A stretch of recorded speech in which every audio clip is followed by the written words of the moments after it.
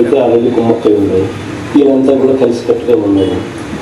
So national media ఏదైనా అవకాశం ఉంటే వాళ్ళకి ఏదైనా చెప్పగలిగి చెప్తాము. వాళ్ళు కూడా సగం కరెక్ట్ అయ్యారు, సగం చెడిపోయింది.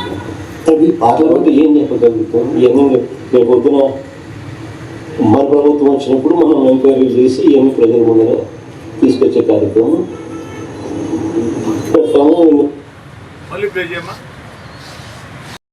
జాతీయ మీడియా జగన్మోహన్ రెడ్డి గారు అక్కడ ఉండేది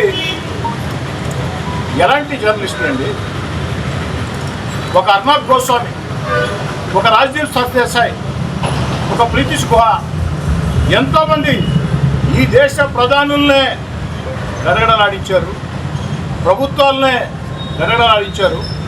అందుకే భారత జాతీయ మీడియాకి ప్రపంచంలోనే ఒక విలువ ఉంది, ఒక విశ్వసనీయత ఉంది. ప్రపంచం మొత్తం కూడా భారత జాతీయ మీడియాని అంత గౌరవిస్తుంది. అలాంటి జాతీయ మీడియా పట్టుకొని వాళ్ళు కూడా కరెక్ట్ అయిపోయారు. అంటే మీరు తప్ప అందరూ కరెక్ట్ అయ్యారు. అసలు మీ నోట్లో నుంచి ఈ మాట ఏ విధంగా వస్తుంది? నేను ఇప్పటికైనా జగన్ గారికి ఒకనాటి మీ అనుచరుడిగా మీకు ఇచ్చే సలహా, జగన్ గారు ప్రజలు మీకు ప్రతిపక్షం అవ్వకున్నా ఒక రాష్ట్ర పార్టీ అధ్యక్షుడు మీరు మాట్లాడేటప్పుడు విచక్షణతో మాట్లాడటం అలవాటు చేస్తుంది.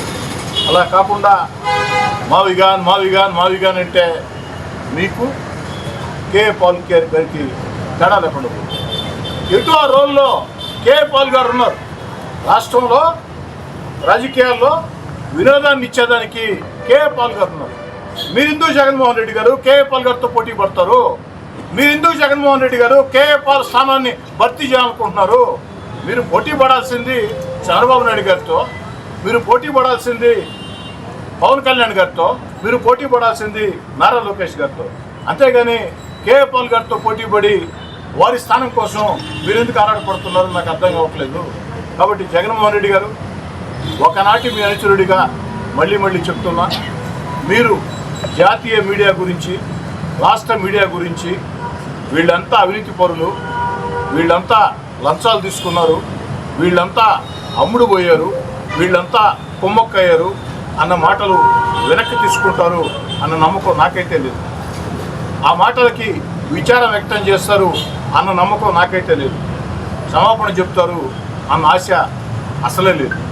కనీసం భవిష్యత్తులో మాట్లాడేటప్పుడైనా కాస్త ఒక రాష్ట్ర పార్టీ అధ్యక్షుడు మీరు, ఈ రాష్ట్రానికి ఎవరు అవునన్నా ఎవరు కాదన్నా 5 ఏళ్ల పాటు ముఖ్యమంత్రిగా పనిచేసిన వ్యక్తి మీరు. అలాంటి మీరు ఇలాంటి మాటలు మాట్లాడి ప్రజల దృష్టిలో చులకన కావద్దని జాతీయ మీడియాకి, రాష్ట్ర మీడియాకి కోరుతా ఉన్నా. ఏమండి, ఒక శాసనసభ్యుడో, ఒక పార్లమెంట్ సభ్యుడో, ఒక మంత్రో మీడియా గురించి ఏదైనా మాట్లాడితే మా మీద ముప్పేట దాడి చేస్తారే, మరి 5 ఏళ్ళు రాష్ట్రాన్ని ముఖ్యమంత్రిగా పనిచేసిన వ్యక్తి, ఒక రాష్ట్ర పార్టీ అధ్యక్షుడు అత్యంత హీనంగా, అత్యంత నీచంగా, అత్యంత ఘోరంగా ఈ రాష్ట్ర మీడియా మొత్తం కుమ్మక్క అయిపోయింది, జాతీయ మీడియా కరప్ట్ అయిపోయింది, అవినీతి అయిపోయింది, లంచాలు తీసుకుంటున్నారు అని మాట్లాడిన తర్వాత ఆలోచన చేశా మొన్న మధ్యాహ్నం నుంచి. ఎందుకు నేను నిన్న మాట్లాడలేదంటే కనీసం ఒక్క మీడియా సంస్థ అయినా స్పందిస్తుందేమో అన్న ఆలోచన చేశాను. కానీ నాకు తెలిసి ఇప్పటిదాకా ఎవరో కూడా ఏ మీడియా సంస్థ కూడా ప్రశ్నించిన పాపన పోలా. కాబట్టి దయచేసి రాష్ట్ర మీడియాకి, రాష్ట్ర మీడియా ద్వారా జాతీయ మీడియాలో కూర్చొని అర్నాబ్ గోస్వామి గారు, రాజ్దీప్ సర్దేశాయ్ గారు, అనేక మంది ఈ దేశం గర్వించే జర్నలిస్టులు మీరు మాట్లాడుతూ ఉంటే మేము వింటూ ఉంటాం సంతోషంగా, ఎంత ధైర్యంగా మాట్లాడుతున్నారు. మరి మీ గురించి, జాతీయ మీడియా గురించి మీరు అవినీతికి పాల్పడుతున్నారు, లంచాలు తీసుకుంటున్నారు, కుమ్మక్కయ్యారని ఒక రాష్ట్ర మాజీ ముఖ్యమంత్రి మాట్లాడితే జాతీయ మీడియా కూడా స్పందించాల.